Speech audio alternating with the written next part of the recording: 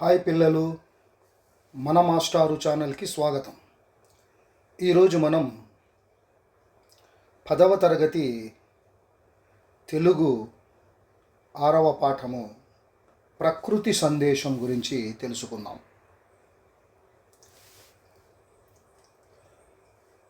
ఈ పాఠాన్ని రాసినటువంటి ఇది గేయ కవిత.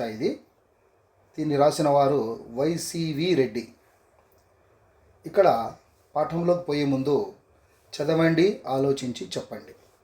ఇది గుర్రం జాషువా గారి ఒక పద్యం. అది చూడండి.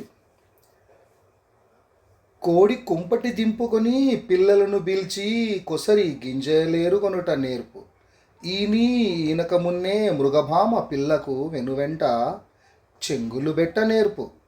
ముందు బుట్టిన తీవే పందిరేకెగబ్రాకి పసితీవియకు వెంట బ్రాక నేర్పు. నడువ నేర్చిన బిడ్డ బుడత తమ్ముని బ్రేమ నడుగులో నడుగులేయంగా నేర్పు. ప్రకృతి సర్వంబుని గురుత్వంబునందు లీనమై ఉన్నయది నీవు లేని సీమ దీపమెత్తని వ్యర్థ మందిరము సుమ్ము ప్రభవం పోయి నీ నోటి వాక్యమునకు అని అన్నాడు. ఇక్కడ కోడి ఏం చేస్తుందంటే తన పిల్లలను పిలిచి కొసరి గింజలు ఏరుకొని తినడం నేర్పిస్తుంది. ఈ మృగభామ అంటే లేడి, జింక. ఈనిన తర్వాత తన పిల్లకు చెంగుమని గెంతడం నేర్పుతుంది. ఇక తీగ, ముందుగా పుట్టిన తీగ ఏం చేస్తుందంటే పైకి ఎగబ్రాగుతుంది. దాని తర్వాత కింద ఉండే తీగలకు నేర్పుతుందంట ఎలా ఎగబ్రాగాల్లో పైకి. అలాగే చిన్న పిల్లవాడు ఆ పిల్లవాడిని తన అన్న ప్రేమగా అడుగులు వేయడం నేర్పుతాడట. ఆ విధంగా ప్రకృతే అంతా నీకు నేర్పుతుంది. ప్రకృతి అనేది చాలా గొప్పది కాబట్టి ప్రకృతి మనకు అంతా నేర్పుతుంది అని దీంట్లో చెప్తున్నాడు ఆయన. ఈ పాఠం యొక్క ఉద్దేశం, ప్రకృతి మానవునికి చక్కని పాఠశాల. అనాదిగా మానవుడు ప్రకృతి నుంచి ఎంతో నేర్చుకున్నాడు, నేటికి నేర్చుకుంటున్నాడు. ప్రకృతిలోని చెట్టు, పుట్ట ఇలా ప్రతిదీ మనిషికి ఎన్నో సందేశాలను ఇస్తుంది. వాటిని విద్యార్థులకు తెలియజేయడం, ప్రకృతిని కాపాడుకోవాలని చెప్పడమే ఈ పాఠం ఉద్దేశం. ప్రకృతి మానవునికి చక్కని పాఠశాల అన్నమాట. మనం ఎంతో నేర్చుకుంటున్నాం ప్రకృతి నుంచి, ఇప్పటికీ నేర్చుకుంటున్నాం. చెట్టు కానీ, పుట్ట కానీ, ఏదైనా కానీ మనకు ఏదో ఒక సందేశం ఇస్తూనే ఉంటుందన్నమాట. కాబట్టి ప్రకృతిని కాపాడుకోవాలి మనము. కవి పరిచయం. అభ్యుదయ కవిగా, రచయితగా పేరుగాంచిన వైసివి రెడ్డి పూర్తి పేరు యమ్మనూరు చినవెంకటరెడ్డి. ఈయన వైఎస్ఆర్ కడప జిల్లాలో బోనాల గ్రామంలో జన్మించారు. లక్ష్మమ్మ కొండారెడ్డి వీరి తల్లిదండ్రులు. వీరి రచనల్లో ముఖ్యమైనవి తొలగరి చినుకులు, మేనక, రంభ, సింధూరరేఖ, దక్షిణ నీలము, వైజయంతి, పారిజాతం మొదలైన కావ్యాలు. గట్టి గింజలు కథల సంపుటి రచించారు. ప్రస్తుత పాఠ్యభాగం వీరి సమగ్ర సాహిత్యం నుండి స్వీకరించబడింది. ఈయన జననం 26/3/1926, మరణం 8/10/1989. ప్రక్రియ చూడండి, పబ్లిక్ పరీక్షలు ఇస్తాడు. గేయం ప్రక్రియ రాయము అంటాడు. కాబట్టి ఈ కింది వానికి ప్రక్రియ రాయము అని కింద గేయం అంటాడు. ఏమి గేయం అంటే? గేయ కవిత పాడడానికి లయబద్ధంగా, చదవడానికి వీలైనది. పాడుకోవచ్చు, లయబద్ధంగా చదువుకోవచ్చు కూడా. గేయంలో లేదా గేయ కవితలో శబ్ద సంబంధమైన లయం ఉంటుంది, అందువల్ల గానయోగ్యంగా ఉంటుంది. కొన్ని శబ్దాలు లయబద్ధంగా ఉంటాయన్నమాట, అందుకు బాగా పాడుకోవచ్చు. గేయంలో మాత్రాగణాలు ఉంటాయి. దీనిలో ఏ వస్తువునైనా వర్ణించి చెప్పవచ్చు, ఏ విషయం గురించైనా చెప్పచ్చు అనమాట. ఇక్కడ ఏమంటున్నాడు చూడండి. గిరిధరి ముకుర కందర సరోవరములను అరవిచ్చు విరుల సంబరమైన తుమ్మెదలు, వాసంతవేల విభ్రమ కంచుకితమైన సహకార మంజరి సహకారములు పికములందించే సందేశముల్ సంస్కృతి సదన మంజుల గానముల్ అన్నాడు. గిరి తరీముకుర కందర సరోవరములను. గిరి అంటే కొండలు, దరి అంటే తీరము, గట్టు. దరి అంటే గట్టు.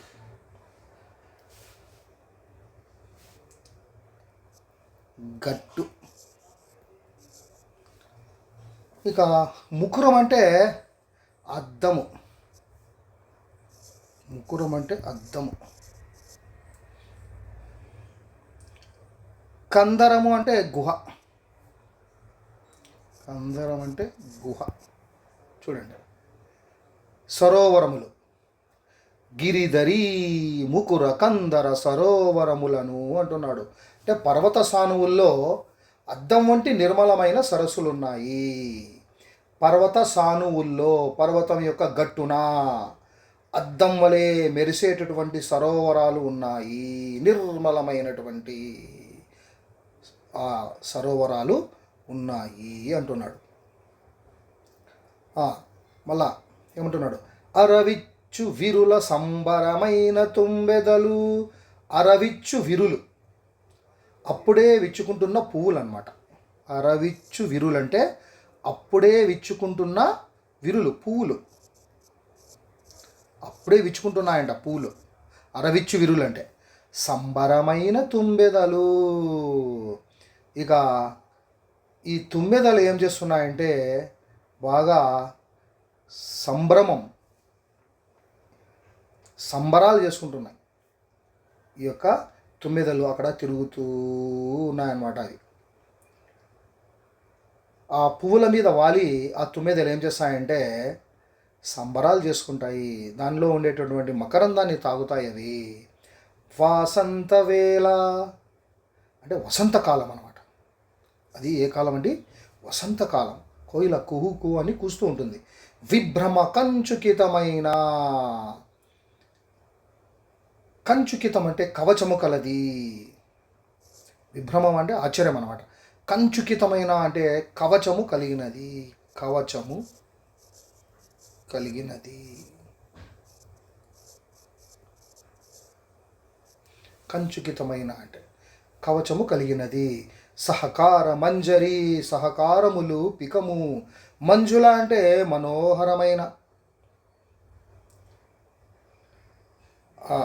ఇవి ఏం చేస్తున్నాయంటే బాగా అప్పుడే సరస్సుల్లో విచ్చుకుంటున్నటువంటి తామరలు తుమ్మెదలకు సంతోషాన్ని కలిగిస్తున్నాయని అర్థం. ఇప్పుడు అరవిచ్చు విరుల సంబరమైన తుమ్మెదలు. అప్పుడే సరోవరాల్లో అవి తామర పువ్వులు ఏం చేస్తున్నాయంటే ఆ పువ్వులు తుమ్మెదలకు బాగా అవి సంతోషాన్ని కలిగిస్తున్నాయి. విచ్చుకుంటున్నాయి కాబట్టి ఆ తుమ్మెదలు దాని మీద తిరుగుతూ, దాని మీద వాలుతూ అవి మకరందాన్ని తాగుతున్నాయి. వాసంత వేళ విభ్రమ కంచుకితమైన. వసంతకాలంలో కోకిలలు ఆశగా తిరుగుతున్నాయి. సహకార మంజరి. సహకారములు పికము.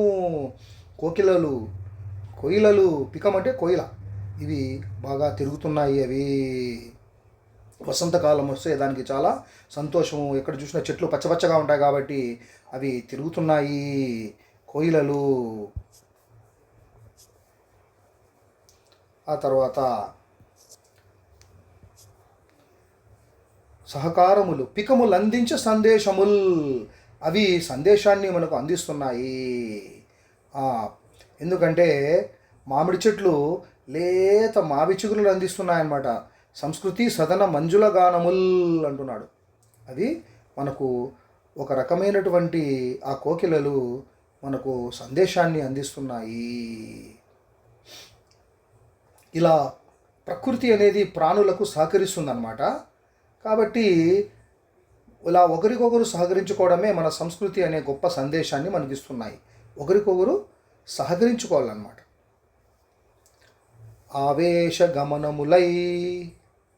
ఆవేశ గమనలై ఆలింగనము చేసే గిరిశిఖరముల సుందర మేఘమాలికలు కొండకోనలలోన నిండుగా పుష్పించి అల్లిబిల్లిగా చెట్ల నల్లుకొన్నల తాలి అనుశాసనములిచ్చెరా మధురమౌ ఐక్యతను కాంక్షించెరా అన్నాడు. ఏమన్నాడు? ఆవేశ గమనలై ఆలింగనము చేసే. ఇవి మేఘమాలికలు. ఇక్కడ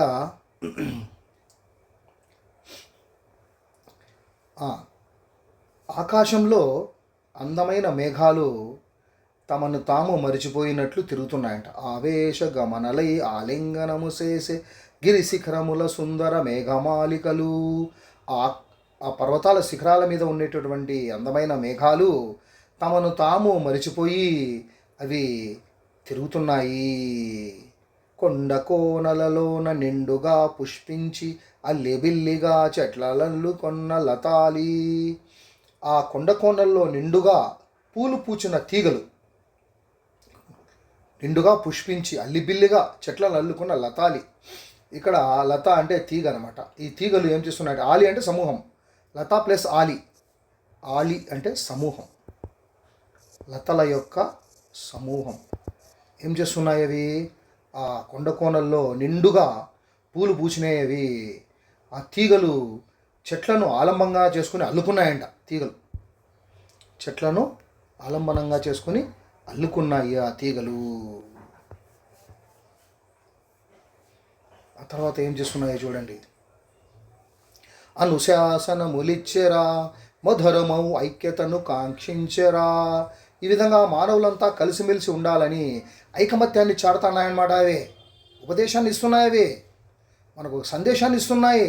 మధురమైనటువంటి ఐక్యతను మనం కాంక్షించాల. వాటిని చూసి ఆ తీగలు ఆ చెట్లు కలిసి అల్లుకుంటున్నాయి కాబట్టి, ఆ తీగలు ఆ ఒకటి సహకరించుకుంటున్నాయి కాబట్టి మనం కూడా ఐక్యతగా ఉండాలి అని చెప్తున్నాడు అన్నమాట.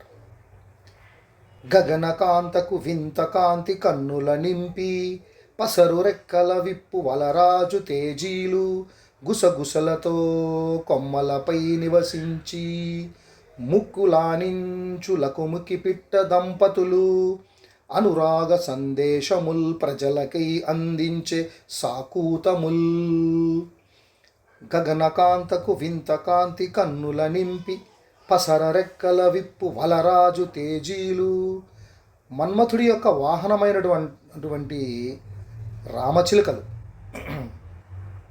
అవి ఏం చేస్తున్నాయంటే, వలరాజి తేజీ అంటే మన్మథుని యొక్క వాహనం. వలరాజి తేజీలు మన్మథుని యొక్క వాహనం, మన్మథుని యొక్క వాహనాలు రామచిలుకలు అనమాట. ఇవి ఏం చేస్తున్నాయి చూడండి. గగనకాంతకు వింత కాంతి కన్నుల నింపి పసరు రెక్కల విప్పు వలరాజు తేజీలు. మన్మథుడి వాహనమైనటువంటి రామచిలుకలు తమ ఆకుపచ్చని రెక్కలు విప్పి ఆకాశంలో ఎగురుతున్నాయంట. అవి ఆకాశం, గగనకాంత అంటే ఆకాశంలో వింత కాంతులు నింపుతూ, పసరు రెక్కలు విప్పి అంటే పచ్చని రెక్కలు విప్పి ఆకుపచ్చని రెక్కలు ఆకాశంలో ఎగురుతున్నాయంట వలరాజు తేజీలు. మన్మథుని యొక్క వాహనాలైనటువంటి రామచిలుకలు పైకి ఎగురుతున్నాయి ఆకాశంలో. గుసగుసలతో కొమ్మ కొమ్మపై నివసించి ముక్కు లానించు లకుముకి పిట్ట దంపతులు. అక్కడ కొమ్మలపై ఈ లకుముకి పిట్టలు ఏం చేస్తున్నాయంటే, ఈ జంటలు చాలా ఉన్నాయన్నమాట. గుసగుసలాడుతున్నాయి ఇవి లకుముకి పిట్టలు. ఇవి గుసగుసలాడుతున్నాయి అన్నమాట. ఇవి కొమ్మలపై నివసించినటువంటి లకుముకి పిట్టలు ఏం చేస్తున్నాయంటే, అవి ఆ కొమ్మలపై చాలా ఉన్నాయి జంటలు. అవి చూడు, ముక్కులా నుంచి అవి గుసగుసలాడుతున్నాయి. అనురాగ సందేశముల్ ప్రజలకై అందించే సాకూతముల్. ఈ విధంగా అవి మానవులంతా పరస్పరం ప్రేమానురాగాలతో ఉండల్లా, ప్రేమానురాగాలతో జీవించాలని సందేశాన్ని ఇస్తున్నాయి ఇవి ప్రజలకు. ఈ రామచిలుకలు కానీ, ఈ లకుముకి పిట్టలు కానీ. ఆ తర్వాత జరఠారు నచ్చవులు కరిగిపోయడి వేళ పురి విప్పి నాట్యముల్ పొహలించెడి నెమ్మి పైనుండి మలకలై పారు సెలకన్నెలకు ఆటపాటల నేర్పు అలసమౌ తెమ్మెరలు సమయ దీక్షలనిచ్చెను స్వేచ్ఛకై సమత మమతల తెచ్చెను. జరఠారుణచ్చవులు, జరఠా ప్లస్ అరుణచ్చవులు, జరఠ ప్లస్ అరుణచ్చవులు, అరుణచ్చవులు. జరఠారుణచ్చవులు అంటే ముదిరిన అరుణ కాంతులు అని అర్థం. ముదిరిన అరుణ కాంతులు. అప్పుడే తెల్లవారింటుంది. ఆ తర్వాత సూర్యుడు కొంచెము పైకి ఎగబాకింటాడు. అవి ఆ కాంతులు బాగా, సూర్యుని యొక్క కాంతులు బాగా వస్తుంటాయి అన్నమాట. దాన్ని మనము జరఠారుణచ్చవులు అంటాం, ముదిరిన అరుణకాంతులు అని. నెమ్మి అంటే ఇక్కడ నెమలి. నెమ్మి అంటే నెమలి. మలకలు అంటే మెలికలు.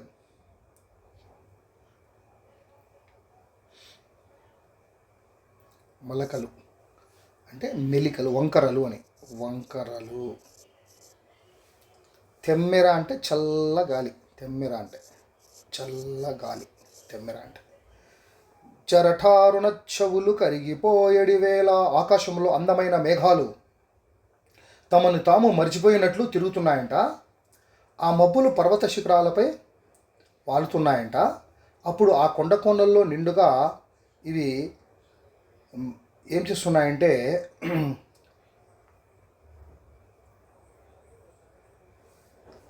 జరఠారుణచ్చవులు, ముదిరినటువంటి అరుణకాంతులు ఆకాశంలో కరిగిపోతున్నాయంట. అంటే అప్పుడప్పుడే సూర్యుడు తెల్లవారి చాలాసేపు అయింది, ఆ అరుణకాంతులు కరిగిపోతున్నాయి. పురివిప్పి నాట్యములు పోహలించుడి నెమ్మి. నెమ్మి అప్పుడే పురివిప్పి నాట్యం చేస్తూ ఉంది. నెమలి. నెమలి ఏం చేస్తూ ఉంది? పురివిప్పి నాట్యం చేస్తూ ఉంది. పైనుండి మలకలై పారు సెలకన్నెలకు ఆటపాటల నేర్పు అలసమౌ తెమ్మెరలు. చల్లగాలులు. చల్లగారులు ఏం చేస్తున్నాయి? తెమ్మెరలు. అవి బాగా ఆటపాటలు నేర్పుతున్నాయంట. ఈ గాలి తెమ్మెరలు, చల్లని గాలులు వీస్తున్నాయి. ఇవి బాగా చల్లని చిరుగాలులు ఆటపాటలు నేర్పుతున్నాయంట ఆ సెలయేటి కన్నెలకు. సెలయేరులు పైనుండి మలకలై పారు, వంకర వంకరలుగా పారుతా ఉన్నాయి. సెల కన్నెలు అంటే సెలయేరులు. పైనుండి ఆ కొండ మీద నుంచి, ఆ శిఖరాలపై నుంచి సెలయేర్లు పారుతున్నాయంట వంగరిటింకరగా. అప్పుడు ఈ గాలి ఏం చేస్తుంది? గాలి తెమ్మరలు బాగా ఆటపాటలు నేర్పుతున్నాయంట, చిరుగాలులు. ఆ సెలయేటి కన్యలకు చల్లని చిరుగాలులు ఆటపాటలు నేర్పుతున్నాయి. ఇవి మనుషులందరూ స్వేచ్ఛ, సమత, మమతలతో జీవించాలని సందేశం ఇస్తున్నాయి. చూడండి. సమయ దీక్షల నెచ్చెను, స్వేచ్ఛకై సమత మమతల తెచ్చెను. ప్రతి ఒక్కరూ స్వేచ్ఛగా ఉండల్లా, సమతతో ఉండల్లా, మమతతో జీవించల్లా అని అవి నేర్పుతున్నాయి. ఆకాశంలో మబ్బులు పట్టిన వేళ నెమళ్ళు ఆనందంతో పురిగిప్పి నాట్యం చేస్తున్నాయి. కొండలపై నుండి సెలయేర్లు వలుపులు అంటే మలుపులు తిరుగుతూ వస్తున్నాయి. సెలయేర్లు మలుపులు తిరుగుతూ, వంకరలు తిరుగుతూ వస్తున్నాయి, వయ్యారంగా సాగుతున్నాయి. ఆ సెలయేటి కన్నెలకు చూడు, పారు సెల కన్నెలకు, ఆ సెలయేటి కన్నెలకు చల్లని గాలులు ఆటపాటలు నేర్పుతున్నాయంట. కాబట్టి ఈ విధంగా మనుషులు కూడా స్వేచ్ఛగా ఉండల్లా, సమతతో ఉండల్లా, మమతతో జీవించల్లా అని ఇక్కడ సందేశం ఇస్తున్నారు.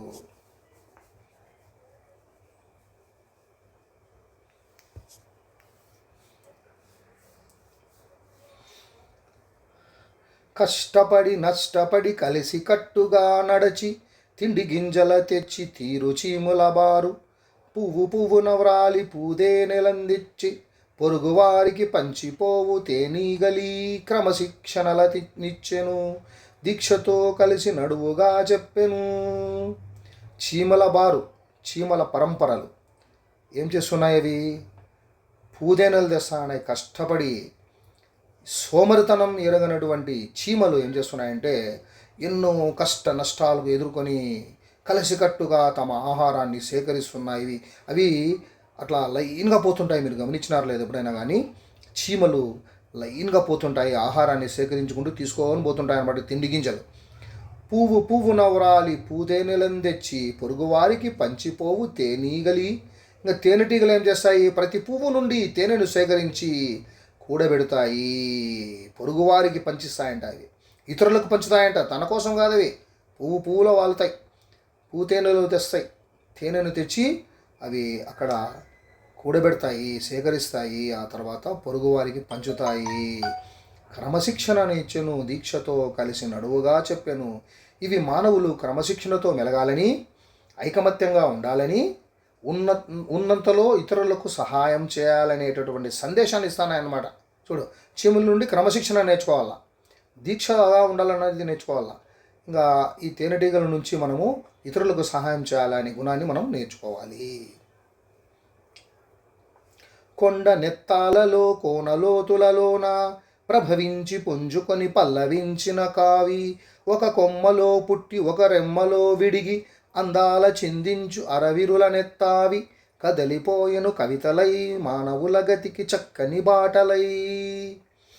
ఈ కొండ మధ్య లోయల్లో ఏమవుతుందంటే, కొండ నెత్తాలలో, కొండ మధ్యల లోయలలో, కోన లోతులలో ప్రభవించి పుంజుకొని పల్లవించిన కావి అంటున్నాడు. ఈ ఏమవుతుందంటే కాంతి అనమాట. కావి అంటే కాంతి. కొండ మధ్య లోయలలో ఎర్రని కాంతి వ్యాపిస్తుందంట, ప్రభవించుకొని పుంజుకొని వస్తుందంట. అది ఎర్రని కాంతి, కొండ మధ్య లోయలలో ఎర్రని కాంతి పుడుతుందంట. ఒక కొమ్మలో పుట్టి ఒక రెమ్మలో విడిగి, ఆ కాంతి కొమ్మలలో రెమ్మలలో అందాలు చిందిస్తుందంట. ఆ కాంతి, ఈ కాంతి అనేది కొమ్మలలో పుడుతుందంట, ప్రతి రెమ్మలో అందాన్ని చిందిస్తుందంట. అందాల చిందించు అరవిరుల నెత్తావి, ఆ విచ్చుకున్న పూల సువాసన కూడా వ్యాపింపజేస్తుందంట. విచ్చుకున్న పూల సువాసనను కూడా ఈ యొక్క కాంతి వ్యాపింపచేస్తుందంట. అంటే పూలు తన సువాసనని వ్యాపింపచేస్తున్నాయి అని. కదిలిపోయెను కవితలై మానవుల గతికి చక్కని బాటలై. ఇది ఒక కవితలా సాగిపోతూ మానవ మనుగడకు చక్కటి దారులను చూపిస్తుంది. చూడండి, ఈ విధంగా ఇది ఒక కవితలా సాగిపోతుందంట. మానవుని యొక్క మనుగడకు చక్కటి దారిని చూపిస్తుందంట ఈ ప్రకృతి అనేది. ఈ పద్యంలో ఎర్రని కాంతిని గురించి చెప్తున్నాడు. అది కొమ్మల్లో రెమ్మల్లో అందాలు చెలిగిస్తూ ఉందంట. ఒక పూల సువాసన కూడా బాగా వ్యాపిస్తుందని చెప్తున్నాడు. సర్వులకు అనురాగసార మందింపగా మతములన్నీ ఒక్క మమతకై పుట్టినవి. కుటిల బుద్ధులు కొందరిటు బల్కి అటుబల్కి సమరాలు కల్పించి చంపినారిది వరకు. సాగిపోయిన జిత్తులు ఇకపైన సాగనీయము ఎత్తులు. ఇక్కడ సర్వులు అంటే అందరూ అని అర్థం. సర్వులు అంటే అందరూ అని. సమరములు అంటే సమరాలు, యుద్ధాలు అని. కుటిల బుద్ధులు అంటే దుర్మార్గులు. కుటిల బుద్ధులు అంటే దుర్మార్గులు. జిత్తులంటే మోసాలు. జిత్తులంటే మోసాలు. సర్వులకు అనురాగసార మందింపగా మతములన్నీ ఒక్క మమతకై పుట్టినవి. మతాలనేటివి, మతాలు, అన్ని మతాలు, హిందూ మతము, ఇస్లాం మతము, క్రైస్తవ మతము అని ఉన్నాయి కదా, బౌద్ధ మతం అని. ఈ మతాలని ప్రజలందరికీ ప్రేమానురాగాలను పంచడానికే పుట్టినాయి. చూడండి, సర్వరులకు అందరికీ అనురాగసారం అందింపగా, ప్రేమను అందించాలని ఈ మతాలన్నీ పుట్టి ఉన్నాయి. మమతకై పుట్టినవి, ప్రేమ అనురాగం అందించడానికి పుట్టాయి ఇవన్నీ. కుటిల బుద్ధులు కొందరు ఇటుబల్కి అటుబల్కి. కానీ కొంతమంది ఈ ఇతర మతాలను నిందిస్తుంటారనమాట. కుటిల బుద్ధులు, దుర్మార్గులు. ఆ మతం చెడ్డది, ఈ మతం చెడ్డది, మా మతం గొప్పది అని ఈ కుటిల బుద్ధులు, దుర్మార్గులు కొంతమంది ఏం చేస్తారంటే వీళ్ళు నిందిస్తుంటారు. తమ గ్రంథాలు చెప్పే విషయాలకు కూడా వక్ర భాషం చెప్తుంటాడు. చెప్పి రెచ్చగొడతా అంటారు ప్రజలను వీళ్ళు. చూడండి, అటు బల్కి ఇటు బల్కి అన్నాడు. సమరాలు కల్పించి యుద్ధాల కోసం రెచ్చగొడతా అంటారు ప్రజలను. ఒకరికొరు కొట్టుకొని చంపుకోవడానికి వీళ్ళు ఆ విధంగా చేస్తుంటారు. చూడు, ఇటుబల్కి అటుబల్కి సమరాలు కల్పించి చంపినారు ఇది వరకు. తన మతం గొప్పది, వేరే మతం చాలా చెడ్డది అని అంటారు. ఇంకా కొంతమంది తన మతంలో ఉండేటటువంటి విషయాలు కూడా వక్ర భాషలు చెప్పేవాళ్ళు ఉన్నారనమాట. ఈ విధంగా ప్రజలను రెచ్చగొడుతుంటారు. రెచ్చగొట్టి సమరాలు కల్పిస్తుంటారు, యుద్ధాలు కల్పిస్తుంటారు. దీనికోసం వాళ్ళు ఎన్నో ఎత్తులు జిత్తులు వేస్తారంట. మోసాలు చేస్తూ ఉంటారంట వాళ్ళు. ఈ విధంగా చేయడానికి వాళ్ళ యొక్క స్వలాభం కొరకు ఇక పైన సాగనీయము ఎత్తులు, ఇక నుండి ఇలాంటివి సాగవు, ఇటువంటివన్నీ భవిష్యత్తులో జరగకూడదు. మతం మానవత్వాన్ని పరిమళింపజేసేదని కవి చెప్తున్నాడు. మతం అనేది మానవత్వాన్ని పరిమళింప చేయాల, అంతేగాని యుద్ధాన్ని కల్పించకూడదు, కొట్లాటకు అది దారి చూపకూడదు అని చెప్తున్నాడు. మనమంతా కలిసిమెలిసి ఉండాలా. ఏ మతమైనా, ఏ కులమైనా, ఏ జాతి అయినా మనమంతా ఒక్కటే అని చెప్తున్నాడు అన్నమాట. నింగిపై జీరాడు నీలి నీడలలోన, గాలిలో అందాలు కలబోయు పక్షులకు, రేయనక పగలనక కాయ కష్టము చేయు కార్మికులు కర్షకులు కలిసి పలికిరి నేడు, సమతకై పోరాడగా ఈ నేల శాంతి సౌఖ్యము నింపగా. నింగిపై జీరాడు అంటే వ్రేలాడు, జీరాడు అంటే వ్రేలాడు. కర్షకులు అంటే ఇక్కడ రైతులు. చూడండి ఏమంటున్నాడు, నింగిపై జీరాడు నీలి నీడలలోన, ఆకాశంలో నీలి మేఘాల కింద పక్షులు అందంగా స్వేచ్ఛగా ఎగురుతుంటాయంట. నింగిపై జీరాడు నీలి నీడలలోన, గాలిలో అందాలు కలబోయు పక్షులకు. ఈ ఆకాశంలో నీలి మేఘాల కింద పక్షులు అందంగా స్వేచ్ఛగా ఎగురుతుంటాయి. రేయనక పగలనక కాయ కష్టము చేయు కార్మికులు, రాత్రనక పగలనక కష్టం చేస్తుంటారు కొంతమంది కార్మికులు, కష్టపడేవాళ్ళు. కర్షకులు అంటే రైతులు, వీళ్ళు కూలీలు. కార్మికులు అంటే, కర్షకులు అంటే రైతులు. వాళ్ళంతా కలిసి పలికిరి నేడు, వాళ్ళంతా నిరంతరం శ్రమిస్తూనే ఉంటారు. వాళ్ళు చెప్తున్నారంట, ఈ ప్రపంచంలో అన్ని ప్రాణులు ప్రజలు స్వేచ్ఛగా సమానత్వం సాధించాలి అని చెప్తుంటారంట. సమతకై పోరాడగా ఈ నేల శాంతి సౌఖ్యము నింపగా, ప్రతి ఒక్కరూ సమాజంలో శాంతి సౌఖ్యాలను నెలకొల్పాలి అని చెప్తారంట వాళ్ళు. ఈ విధంగా వాళ్ళు సమాజంలో శాంతిని సౌఖ్యాన్ని నెలకొల్పడానికి వాళ్ళు కష్టపడుతుంటారు ఎల్లప్పుడూ. మనమంతా ఒకటే అని చెప్తుంటారు వాళ్ళు.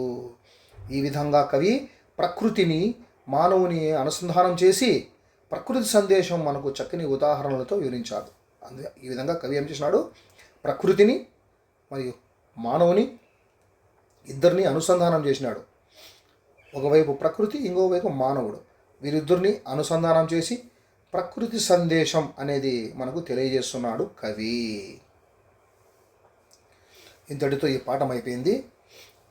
ఇంకొక వీడియోలో భాషాంశాలు తెలుసుకుందాము. అంతవరకు సెలవు. నమస్కారం.